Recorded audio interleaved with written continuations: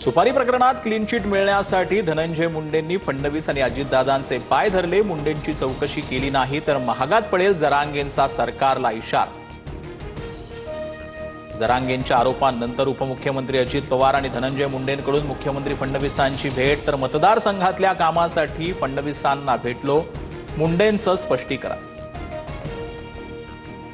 शिवसैनिकांना फोडण्याचा प्रयत्न हाणून पाडा। नागपुरातील शिवसेनेच्या बैठकीत शिंदेंच्या मंत्री आणि आमदारांना सूचना। शिवसैनिकांची कामं होत नाहीत, आमदारांच्या बैठकीत सूत।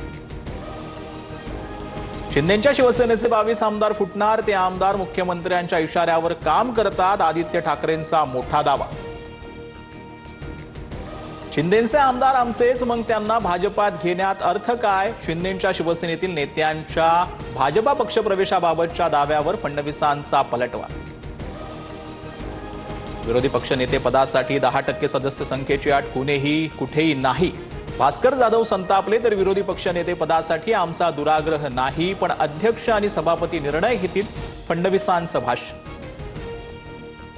आदित्य ठाकरेंचं नाव विरोधी पक्षनेते पदासाठी येत असेल तर विशेष नाही, शंभूराज देसाईंचं वक्तव्य। तर अफवांवर विश्वास ठेवू नका, आदित्य ठाकरेंचं उत्तर।